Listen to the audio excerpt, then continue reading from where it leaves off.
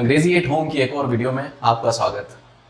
Friends, आज के इस वीडियो के थंबनेल ने या टाइटल ने आपको अट्रैक्ट किया है तो इसका कारण है कि आप हैज, हैव और हैड के तिलिस्म में फंसे हुए हैं। आपको हैज, हैव और हैड ने उलझा रखा है। आप समझ नहीं पाते हैं कहाँ हैज लगाना है, कहाँ हैव लगाना है और कहाँ हैड लगाना है। और इस तरह की मुसीबतों की वजह से आप इनका प्रॉपर यूज नहीं कर पाते हैं। कंफ्यूजन की वजह से अक्सर गलत यूज करते हैं। तो फ्रेंड्स, आज की ये वीडियो सिर्फ आपके लिए है और ये वीडियो आपके लिए बहुत ही इंपॉर्टेंट है। इस वीडियो को पूरा देखना शुरू से आखिर तक। हो सकता है आज आपका ये जो कंफ्यूजन है ये दूर हो जाए। तो फ्रेंड्स, बिना किसी बकैती के शुरू करते हैं आज की वीडियो। फ्रेंड्स, कोई भी प्रॉब्लम होती है वो प्रॉब्लम के पीछे कुछ ना कुछ रीजन होता है। आज हमारे साथ दिक्कत है हैज, हैव और हैड की। तो इसके पीछे क्या कारण है, क्या रीजन है कि हैज, हैव और हैड इतना प्रॉब्लमेटिक है, इतना कंफ्यूज करता है? क्या कारण है इस कंफ्यूजन का और क्यों मैक्सिमम लोग, और फ्रेंड्स ये मेरा पर्सनल एक्सपीरियंस है कि ना सिर्फ इंडिया बल्कि इंडिया के बाहर के लोग भी इस चक्कर में उलझे रहते हैं कहाँ हैज, हैव और कहाँ हैड लगाना है। तो फ्रेंड्स, इसके कारण का सबसे पहले पता लगाते हैं, सबसे पहले रीजन पता करते हैं किस वजह से ये कंफ्यूजन पैदा करते हैं हैज, हैव और हैड। सबसे पहले मैं आपको बता दूं, इसको टू हैव वर्ब कहते हैं। टू हैव वर्ब के अंदर हैज, हैव और हैड ये तीन वर्ब्स आती हैं।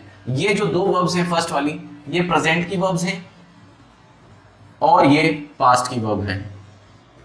ठीक है, अब यहां तक ठीक है। मेन इसका जो रीजन है जिसकी वजह से हम कंफ्यूज होते हैं, कई बार आपके घर में कुछ ऐसी चीज होती है जिसके बहुत सारे यूज होते हैं, बहुत मल्टीपर्पज चीज होती है और इस किसी चीज का मल्टीपर्पज होना ही उसी के ना काम में लेने का कारण बन जाता है। तो वैसे ही ये जो वर्ब है हैज, हैव और हैड ये मल्टीपर्पज वर्ब है। मल्टीपर्पज कैसे कि कभी कभी ये ऑक्सिलरी वर्ब बन जाती है और कभी कभी ये मेन वर्ब बन जाती है। यानी कभी कभी तो ये किसी की हेल्प करने के लिए आती है मेन वर्ब की, और कभी कभी ये खुद ही अपना मीनिंग लेकर आ जाती है, यानी कि खुद ही एक्शन वर्ब बन जाती है, खुद ही एक्शन दिखाने लग जाती है। तो इस वजह से जो है सबसे ज्यादा कंफ्यूजन इसी कारण होता है। और आज की इस वीडियो में मैं जो कवर करने वाला हूं वो ऐसी कंडीशन जब हैज, हैव और हैड ये खुद का मीनिंग रखे, यानी कि जब ये एक्शन दिखाए, खुद का मीनिंग रखे, सेल्फ मीनिंग। अगर ये एक बार आप सीख गए तो इसका जो हेल्पिंग वर्ब वाला पोर्शन है वो तो आने वाली वीडियोस में आपको समझ में आ ही जाएगा 100%। आज अपने को क्लियर करना है कि ये किस तरीके से हमें परेशान करती है जब ये अपना खुद का मीनिंग लेकर आती है हैज, हैव और हैड। किस तरीके से मीनिंग लेकर आ सकती है, किन किन सब्जेक्ट के साथ कौन कौन सी यूज करेंगे, पूरा देखने वाले हैं अपन। सबसे पहले मैं आपको बता दूं, एक और कंफ्यूजन का कारण ये है कि जब ये एक्शन वर्ड यानी मेन वर्ब बन के आती है तब भी इसके दो यूज हैं। क्या क्या यूज हैं? दो तरीके से यूज होते हैं। एक तो किसी चीज का स्टेट बताती है, स्टेट बताती है, और दूसरा ये काम में आती है किसी किसी एक्शन की जगह पर उसको रिप्लेस करते हुए हम हैव, हैज और हैड का यूज करते हैं। ये किस तरीके की चीजें हो सकती है? आप क्या करो, बेसिक चीजें याद करो, नीचे से शुरू करो ताकि आपका कंफ्यूजन क्लियर होता जाए। आप ज्यादा खाने मत जाओ, हम थोड़ा खाएंगे लेकिन अच्छे से खाएंगे। क्या करेंगे हम अभी यूज समझ लेते हैं, या तो किसी चीज को खाने के सेंस में या पीने के सेंस में। खाना और पीना के सेंस में जब हम यूज करेंगे हैज, हैव और हैड को, तब हम किस तरीके से यूज कर सकते हैं, ये सारा कंफ्यूजन अपन देखने वाले हैं। ठीक है, इसको क्लियर करेंगे आज। सबसे पहले जो फर्स्ट काम अपन करने वाले हैं वो ये है कि कौन से सब्जेक्ट के साथ कौन से तरीके से ये यूज होती है। हमारे जो सब्जेक्ट्स हैं वो होते हैं I, we first person, you second person, he, she, it, they. हम सिंगुलर नाउन और प्लूरल नाउन की जगह एक काम करते हैं, सिंगुलर नाउन की जगह राजू लिखते हैं और प्लूरल नाउन की जगह राजू एंड माया लिखते हैं। ठीक है, यहां पर इसका मतलब कोई एक नाम, और यहां पर राजू और माया का जो मतलब है एक से ज्यादा कितने भी नाम। ठीक है, तो ये हमारे सब्जेक्ट्स होते हैं। अब हम देखते हैं यहां पर एक बार हम यूज करेंगे प्रेजेंट में और एक बार यूज करेंगे पास्ट में। ठीक है, याद रखिए हम कब यूज कर रहे हैं इसको, जब हैज, हैव और हैड का खुद का अपना कोई मीनिंग हो। ठीक है, तो सबसे पहले तो हम यूज करेंगे अफर्मेटिव में किस तरीके से यूज करते हैं। इसमें एक लफड़ा और तब पड़ता है जब हम इसको नेगेटिव या इंट्रोगेटिव बनाते हैं। ठीक है, तो सारी चीजें आज क्लियर होगी। हम आई के साथ प्रेजेंट टेंस में हैव का यूज करते हैं, आई के साथ प्रेजेंट टेंस में हैव का यूज करते हैं, वी के साथ प्रेजेंट टेंस में हैव का यूज करते हैं, यू के साथ हैव का यूज करते हैं, ही के साथ हम हैज का यूज करते हैं, शी के साथ हैज का यूज करते हैं, इट के साथ हैज का यूज करते हैं, दे के साथ हैव का यूज करते हैं।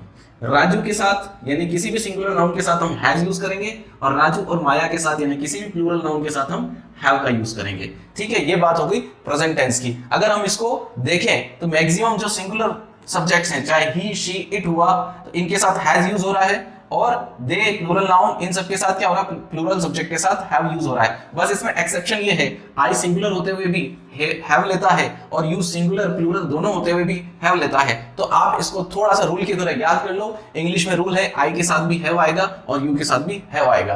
अब बात करते हैं पास्ट की। जितना मुश्किल प्रेजेंट पड़ता है उतना ही आसान पास्ट पड़ता है। क्या कारण है? यहां पर केवल हमारे पास हैड है, सबके साथ हम हैड यूज करेंगे, चाहे कोई सा भी सब्जेक्ट हो हमें हैड यूज करना है। तो फ्रेंड्स, किस सेंस में? मैंने कहा किसी चीज का स्टेट बताना है, ठीक है। मैं आपको 2-3 सब्जेक्ट के साथ एक एग्जांपल लेके चलता हूं। सपोज मैं यूज करता हूं आई के साथ। आई के पास कोई चीज है, किसी चीज का होना वो बताना चाहता है, अपनी क्या बताना चाहता है, या तो ऑनरशिप या पोजीशन बताना चाहता है, तो वो हैव का यूज करेगा या हैज का यूज करेगा किसी भी तरीके से इसको बताने के लिए। सपोज मैं कहता हूं तुम्हारे पास एक फार्म हाउस है, तो हम कैसे बोलेंगे? इसे हम कहेंगे यू, तुम्हारे पास है, एक्शन जो उसका पोजीशन बताने के लिए जो वर्ड यूज करेंगे हम यूज करेंगे have. You have a farm house. ठीक है, यही अगर कोई सिंगुलर सब्जेक्ट ले लेते हैं, ही के साथ यूज करते हैं ही। अब इसके साथ पोजीशन बताने के लिए हम हैज का यूज करेंगे, हैज अ मोटर कार। ठीक है, ये इस तरीके से हमने बता दिया। यानी यू, हम किसी को कहना चाहते हैं कि तुम्हारे पास क्या चीज है, तुम्हारे पास एक फार्म हाउस है। तो हम किसी ही को कहना चाहते हैं तुम्हारे पास क्या है, तुम्हारे पास एक मोटर है, मोटर कार है। तो ये हमने उसके पास उसकी पोजीशन बताई है ना, उसके साथ उसका रिलेशन बता दिया। ठीक है, तो रिलेशन बताने के लिए भी हम हैज हैव का यूज कर सकते हैं। ठीक है, ब्यूटीफुल वाइफ, उसके पास एक ब्यूटीफुल वाइफ है, यानी उसकी एक ब्यूटीफुल वाइफ है। तो ये जो इस तरीके से हम हैज और हैव का यूज करते हैं, उसमें हम क्या क्या देखते हैं, ये जो हैज हैव ये है, ये एक अपना खुद का मीनिंग रखती है जो बताता है ऑनरशिप या पोजीशन। अब यही पास्ट में हम कैसे यूज करेंगे? जैसे हम कहना चाहते हैं तुम्हारे पास एक फार्म हाउस था, पहले था, अभी नहीं है, स्टेट बतानी पुरानी, तो हम क्या बोलेंगे? You had a farm house.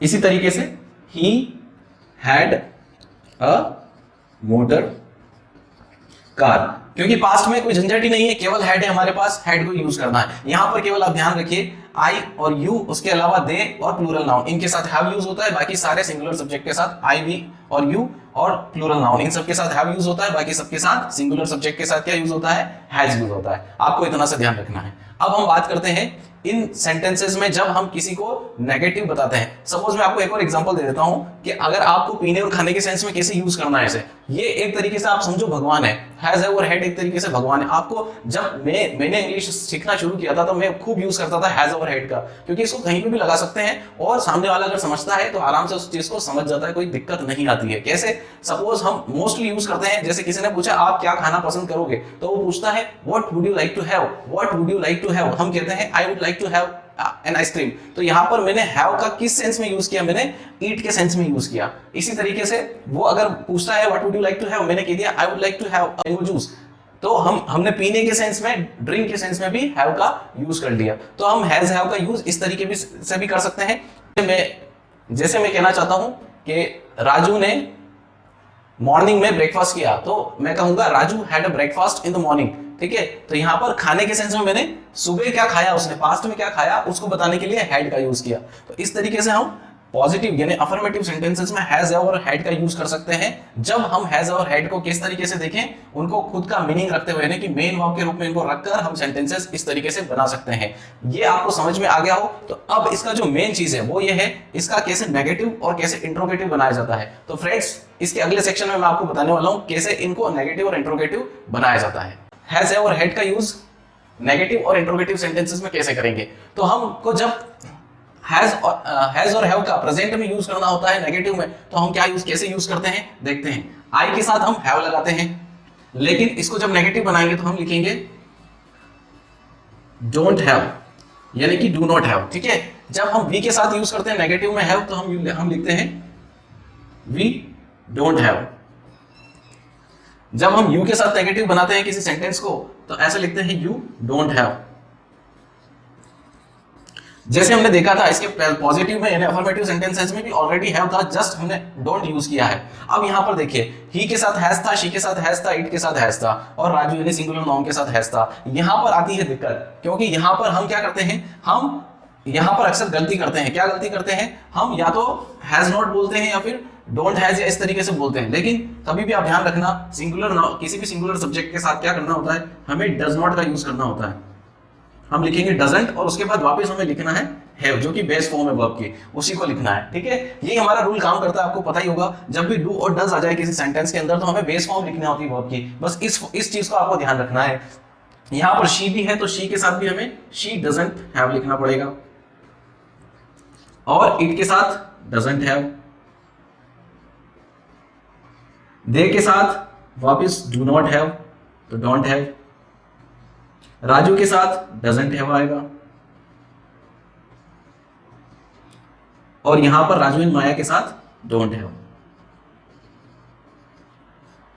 Don't have मतलब डू नॉट हैव और डजंट हैव मतलब डज नॉट हैव। ठीक है, तो ये चीज हो गई हमारी प्रेजेंट में। जैसे हमने कहा था तुम्हारे पास एक फार्म हाउस है, अब हमें कहना है तुम्हारे पास एक फार्म हाउस नहीं है, तो हम उसी बात को ऐसे बोलेंगे you don't have a farm house. ठीक है, पहले हमने कहा था you have a farm house, अब हम बोलेंगे you don't have a farm house. जैसे हमने कहा था he has a motor car, अब हम कहेंगे he doesn't have a motor car, ये कहना है आपको। ठीक है, उसके पास एक मोटर कार नहीं है। अब हम देखते हैं पास्ट में। पास्ट में थोड़ी सी दिक्कत कम है, क्योंकि यहां पर केवल हमारे पास हैड होता है, तो यहां पर हैड है, लेकिन हमको वापस अगेन इसमें डिड यूज करना पड़ेगा पास्ट के लिए। तो हम क्या लिखेंगे, डिड नॉट यानी डिडंट यूज करेंगे और वापस जैसी सेम चीज है, डू आ जाए, डिड डज आ जाए या डिड आ जाए, तो आप क्या यूज करना है, वर्ब की बेस फॉर्म यानी हैव यूज करना है, डिडंट हैव। सब जगह आपको डिड नॉट या डिडंट हैव यूज करना है इसके नेगेटिव में, पास्ट के नेगेटिव में।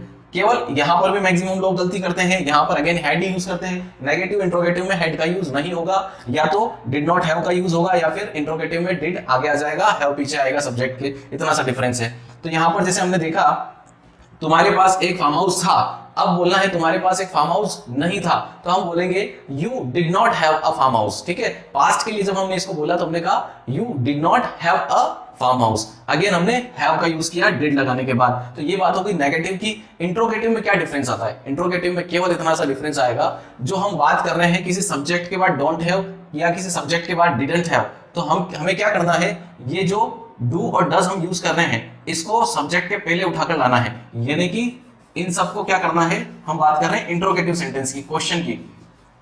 तो जहां पर हमने बोला था आई डोंट हैव, तो अब हम बोलेंगे डू आई हैव। जहां हमने बोला था वी डोंट हैव, तो हम बोलेंगे do we have, do you have.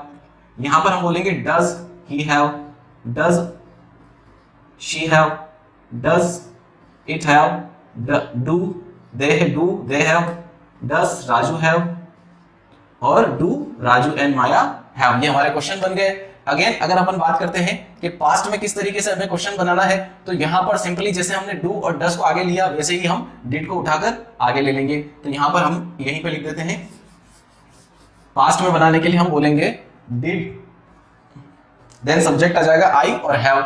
यहां पर did we have, did you have, इसी तरीके से did he have, did she have, did I have, did they have, did Raju have, did Raju and Maya have। इस तरीके से हम question यानी इंट्रोगेटिव सेंटेंस बना सकते हैं। तो फ्रेंड्स ये कुछ बेसिक इंफॉर्मेशन मैंने आपको दी है, आगे आने वाले वीडियो लेक्चर्स में और एडवांस लेवल पर हम जाएंगे। बस आपको ये करना है कि हमारे साथ जुड़े हुए रहना है, यहां से हटना नहीं है, हमारी टीम में शामिल होना है। सिंपल सा रूल है टीम में शामिल होने का, बस आपकी सारी पढ़ाई की फ्रस्ट्रेशन इकट्ठा करना है और लाल सब्सक्रिप्शन के बटन को आपको ग्रे कर देना है। उसके बाद आप हमारी टीम में शामिल हो जाएंगे और हम इसी तरीके से इंग्लिश के नए नए कॉन्सेप्ट और ट्रिक्स सीखते रहेंगे। तो फ्रेंड्स अगर ये वीडियो आपको पसंद आई हो तो इसे लाइक जरूर करिए और अपने फ्रेंड्स के साथ इसको शेयर करिए और हमारे चैनल के साथ जुड़े रहिए।